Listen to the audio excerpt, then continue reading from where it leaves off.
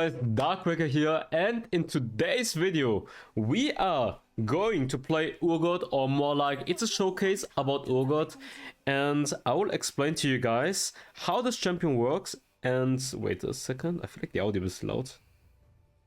So I'm going to explain to you guys how this champion works, how his abilities work, what is potentially a really good item build, and where I think he's going to be played, etc. So if you guys are interested about this Urgott guide, where I am going to summarize everything you guys need to know about Urgott, then definitely watch this video completely, and let's get started. So I'm gonna look up the names, by the way, of each ability, because as you guys can see here, this is all in Chinese because I'm on the test server right now. So this video is coming out a few hours before Urgott is getting released. So if you guys are watching this, Urgott is getting released at 1 AM Central Eastern Time. So that's gonna be fun. But yeah, let's put the bot here and then let's get started. So for the passive is Echoing Flames.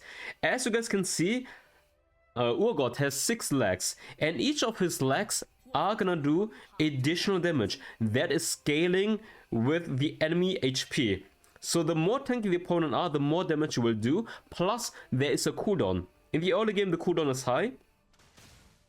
Like, I have to move up, you have to move around, and you can see these, there are little splashes. Like, each of these passive auto attacks does do a splash as well.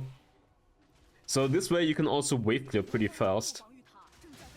But yeah, since I am level 15 right now, the cooldown is very short.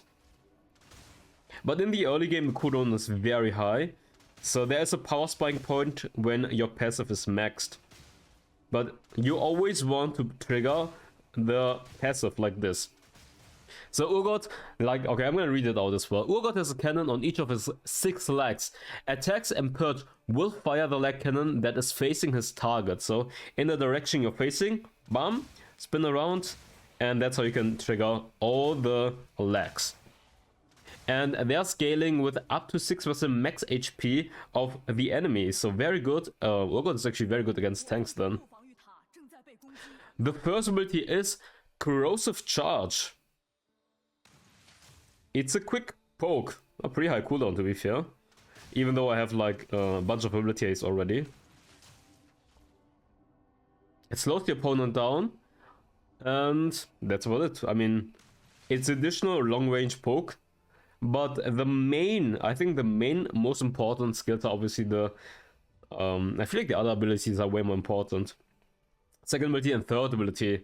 You're maxing the skill order, by the way, is you're maxing your second ability, first ability, and then third ability, but you're starting level 1 with the third ability. So it's third ability, second ability, first ability. That's your early game combo in the laning phase.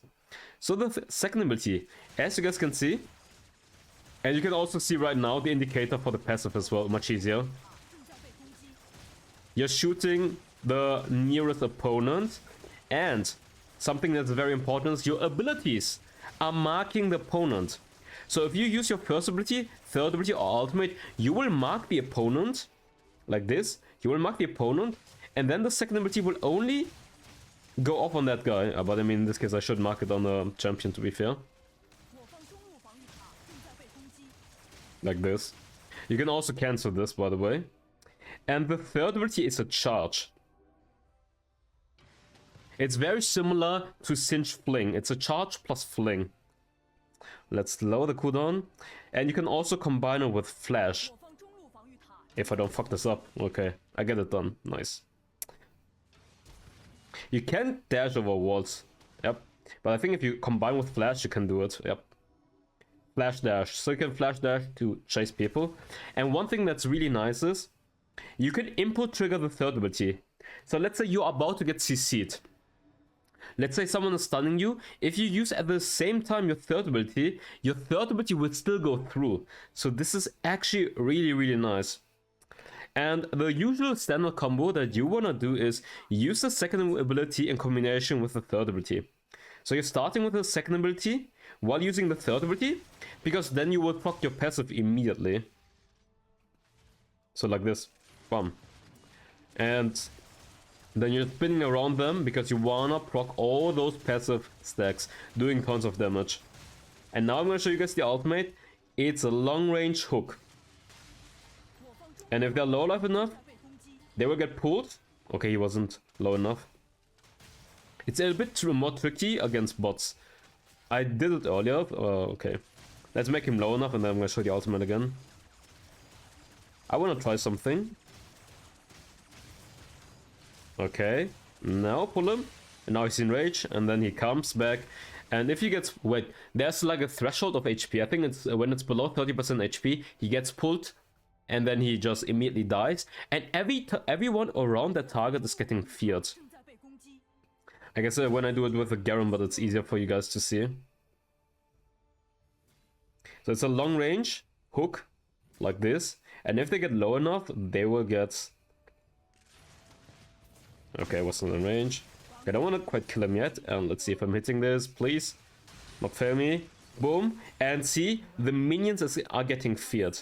And fun fact, you can also redirect this fear by flashing. Like when you're pulling someone, you can flash at the same time and then pull the fear bomb into them. Okay, let's see if I can show this off.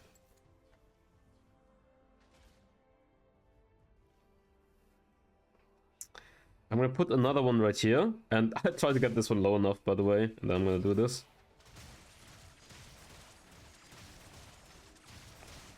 Because the bot is a bit... I mean, look at how tanky this guy is. I think that's a problem. Okay, let's see when there's the red indicator. There's like an indicator. Now there's the indicator. Yeah, no flash over. And he gets feared. I mean, I didn't show it. Wait, let's do it again. Boom. I think now you saw it, right? I'm pulling him, and then I fear with a flash together. So you can... In team fights, you want to combine this with crowd control. If enemy target is getting a bit lower, you use this, and when he gets to the threshold, he's getting pulled in, and everyone nearby is taking damage and is getting feared. And you can combine your flash with it to redirect it. So these are the abilities. So in the early game, you're usually starting with the third ability. You can definitely check out the first video I made for Urgott on the test server, where you can actually see the laning phase and how you can zone off people. Because Urgott is in the early game actually a very, very strong lane bully. With his long range auto attack, okay, not long range, but with his range auto attacks, he has the advantage to kite back. And the moment you get level 2, okay, let's find the bot right here. Make him a bit stronger. Wait, how do I stop this guy? Like this. Let's buff this guy a bit up. Oh, he's under turret right now. Oops. Okay, let's pull him a bit. I'm gonna pull my man. Wait. I don't want to kill him yet. No, invincible. Wait. Move. Run. Run. Restore him. Stand still now. Okay. WE, bomb. And then Q. And then ultimate. I mean, you can change the order, to be fair. But the main thing that you guys need to focus on is always using the second ability into third ability. And then you can decide whether you're using your ultimate right afterwards to hook him already, or you're using your Q first and then you're using your ultimate. And then you can also... Wait. Let me find a target really quick. Pop. So I guess the most advanced all-in combo would be second ability into third ability flash, then Q ultimate. Let's see if I can pull this off immediately. Let's see the range, okay. And then you're just spinning. Hopefully you get him low enough in time. We don't. I mean, to be fair, it's a bot. But this all-in flash combo usually kills everyone.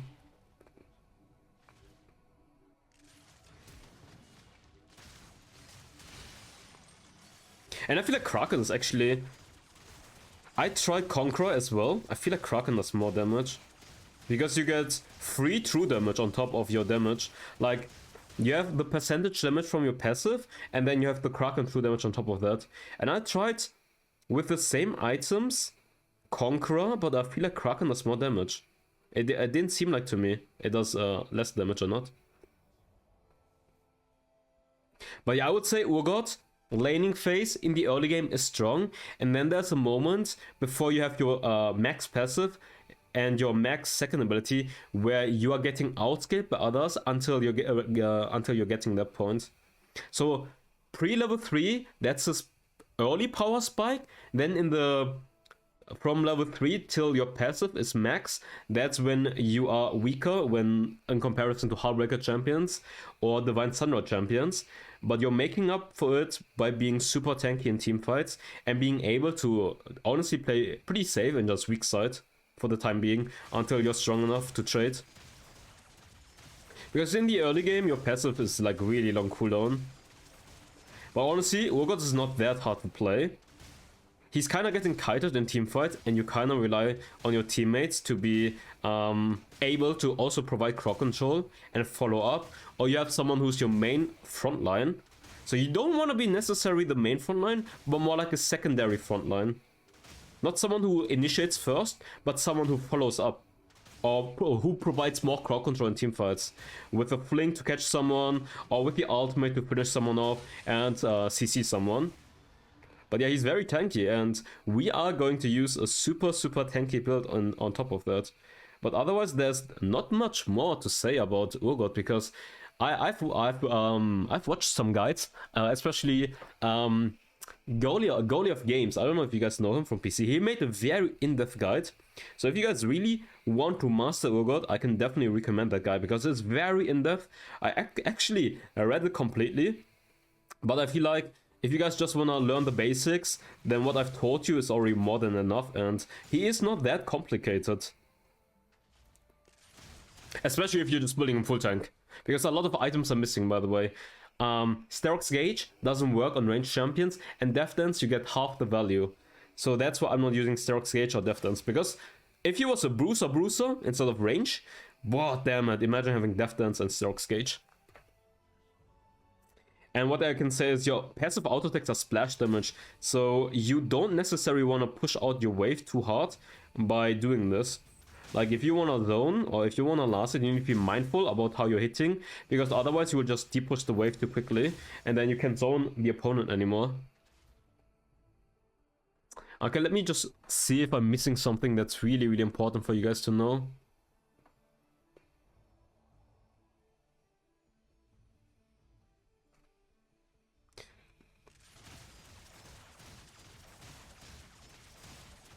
Okay, I read something about being able, like when your second ability is max, you're able to use. Wait, can I use auto attacks in between?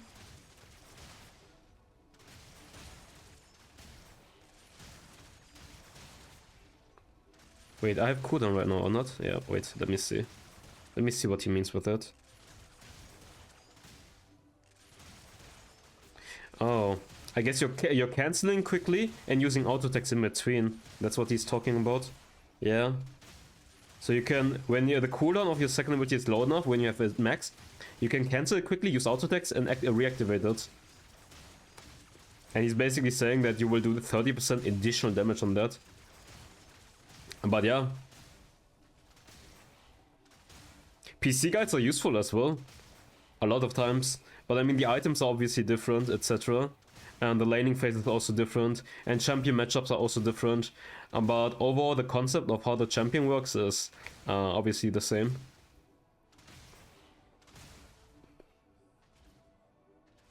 But yeah, that's it for this part, I guess. Let's hop right into the item builds, because I don't think I have more for you guys to cover. Can I extend this with flash, by the way? Dude, this is long range. Okay, this is max range. Let's say if I'm not long range enough, can I Ooh. Okay, never mind. Never mind. Okay, let's hop into the item builds. There are a few item build options, but I've seen in China they're using tank Urgott. Black Cleaver into full tank Urgott. So let's talk about that. With the new tank items, by the way. So the idea of Black Cleaver is obviously HP, Armor Shred. Armor Shred very easy to stack with Urgott because of the second ability. That's why Kraken Slayer is also very easy to stack with the second ability. Because you're just splashing so many auto attacks. Armor Shred, HP, ability haste, movement speed. Then I'm having Iceborne Gauntlet. I'm thinking about maybe Thormare, but Foul Mail only gives 100 HP now. It only gives 100 HP, they changed it. So I'm not sure if I want to keep with Foul Mail. Maybe Brumble Vest, but you won't finish into Foul Mail. 250 HP, 50 armor, 30 ability haste, addition slow. This is very good. Oh yeah, I forgot to mention. The second ability slows you as well while you're using it. And then Deadman's Plate and Force of Nature for more movement speed, HP, and resistance. Because Urgott will get kited in team fights, and it's easier for you to keep up with the movement speed against other champions that are very mobile in this meta, because otherwise you can use your second ability effectively. And now the super item. This super item is giving you additional resistance, tenacity, and it makes you bigger when you have 5 stacks. And 5 stacks is basically, I'm not sure if it's getting hit 5 times or being in team fight 5 times. According to Chow's translation, it's being in team fight or in a fight in combat for 5 seconds. You get 20%, no, 30% resistance on top of what you already have. So the more resistance you have, the more resistance you will get. Then Kraken Slayer for additional true damage, Triumph for sustain, because you're building full tank. You can also go Brutal for early game if you guys want to cheese. Bone Plating, very good. You can also use Titan or Second Wind. Oh, actually, Second Wind is not that good on range, never mind. And then Demolish or Sweet Tooth or Nimbus Cloak. Demolish for turret sieging, Sweet Tooth for extra sustain in the early game, and Nimbus Cloak for movement speed in team fights. And for the spells, I would use Ignite Flash. Flash, very important. Or Barrier Flash, if you guys want to play more safe. Or Exhaust Flash for some options. But yeah, that's it for the quick summary about how Urgott is going to be played. Hope you guys enjoyed it, and if you guys have any other tips, feel free, if I forgot something, to write it down below in the comments. And hope you guys will enjoy trying this champion out for yourself. You can also try Urgott Jungle, check out my Urgott Jungle video on top of that, and I see you guys. Ciao. Fire spreading all around my room.